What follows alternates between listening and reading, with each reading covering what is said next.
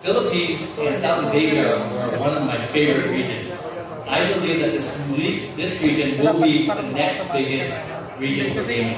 Because one, you guys are like hardcore gamers. You're some of the hardest core gamers and most passionate gamers I know. Two, the community that I see doing all these, doing the work in sort of like future technology, the Philippines and Southeast Asia, you guys really embrace new technologies. Like that's, and it requires young people. And the sort of average age of the Philippines is 35. I think something like 50% of the people in the Philippines have crypto wallets, which is like amazing. It's like a top 5 country in the world that has, so you guys are really embracing new technology. And so, for me, I don't like competition. I like going and building out things that no one's ever seen before. And this is such a perfect example of a great, amazing market that we would love to partner with you guys. Like this idea of launching into the Philippines really is a partnership. What we want to do is get feedback from you guys, really share what our plans are.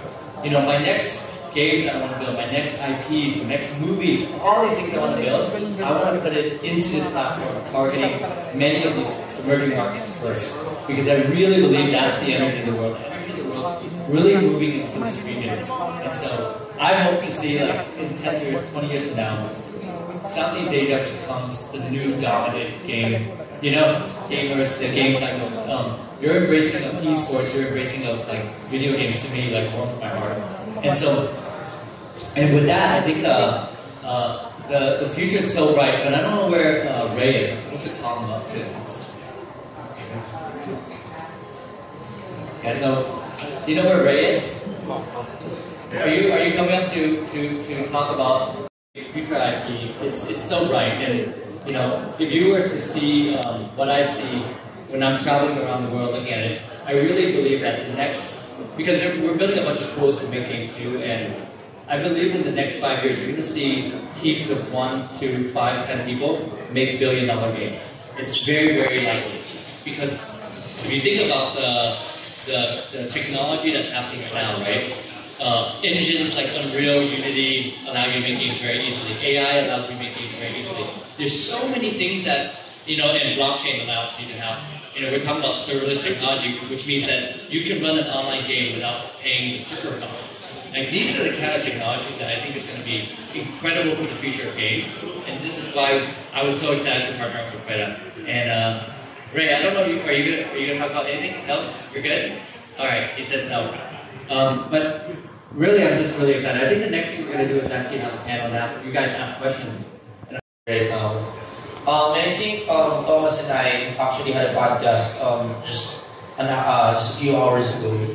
And one thing that we talked about, which really resonated to me, was if you watch a movie or a film of some sort, you don't look into which cameras were used or like what type of like editing softwares or whatever the technicality of it was used to make that movie, right?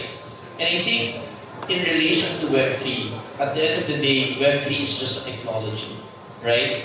And I think for the future games that we will be seeing in Web3, it's very important to note that the experience has to be good, right? Just because we all understand and know the negative optics of what Web3 is today, but just like what we've talked about as well, we also believe that everything is always a cycle, right? Something new comes out, and then everybody's going to be going in. There will be bad players and good players. Eventually, the bad players will probably move in some of the image of the space. Then eventually, the bubble pops, and eventually, people will think that this is not a good space anymore. But the good ones will push through and fight for the space. Then eventually, we will see innovation, right? So I think on that note, I am a firm believer of Web3.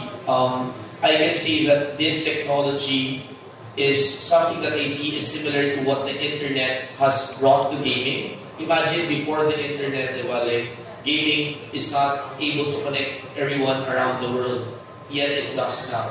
So for whatever future that Web3 can create for gaming, I'm all for that and for the disruptors who are going to be part of it, right? And I think for tier 1, what's really important is for us to be able to at least filter and identify which among the players in Web3 can we trust, right? Because we owe it to all of you, in all of your trust with us, right? To make sure that we don't educate or promote anything to you that we haven't filtered out, right? And as you can see today, you've seen Thomas, you know, like, who here has seen Arcane? So we have more people who have watched Arcane than are in Web3, right? So who here have been familiar with the Street Fighter franchise? The Resident Evil franchise? RF Online? You'll see the age. RF Online or Ragnarok for that matter, right? So, funny story before I proceed with my next story. Like, one of the guys actually were part of Creta was outside. You know, like we were just chatting and I was telling him about the Philippine market. And he told me, no, I brought Ragnarok to the Philippines. So, I know because I brought Ragnarok to the Philippines and I really felt embarrassed because, you know, like he really knows the markets and the market and understands the market.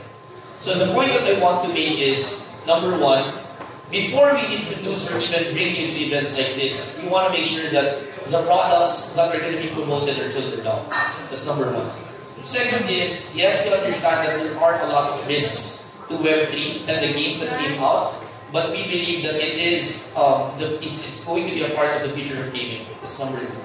And I think number three, obviously, in the space of the content creation world in gaming, things have really shifted from live to short form content. You've seen that, right? And before, live streams were the only medium that worked for gamers and game streamers.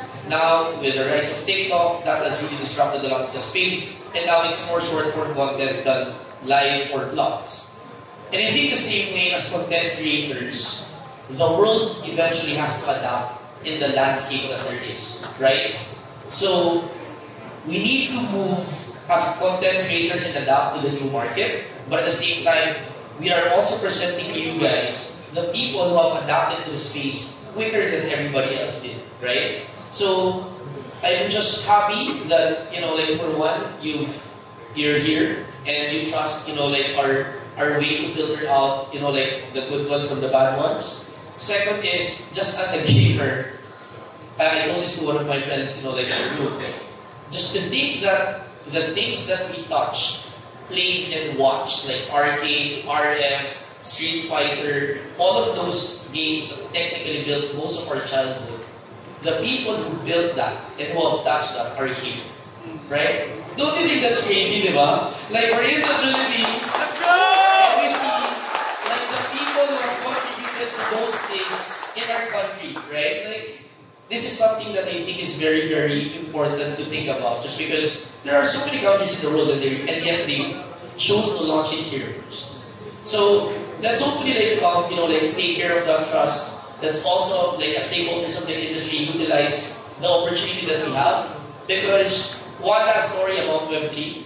There was this friend of mine who was playing this game way back. And he was telling me, I'm learning from this game and all that. And I was like, I was too busy to think about it, or even like digest what it was. But that game was Axie Infinity, and he actually earned so much from it, right? So, obviously the story that came after was different. But at the end of the day, that was an opportunity where some people actually maximized and got something out of, right? And since then, I told myself, there is no single opportunity that's presented to me by someone credible which I won't ever review. Because today, Creta might be a project that's only launched in the Philippines and nobody knows. But tomorrow, we don't know what it can be, right? So hopefully, you really like put a certain focus and importance on this opportunity, whether this is going to pan out good or not. But, you know, like, opportunities won't come in every day. And hopefully, like, we maximize this opportunity today, and at the same time, enjoy the dinner for the 50% that who's here for that. So, that's about it. And thank you very much, guys. For now, we're here doing it.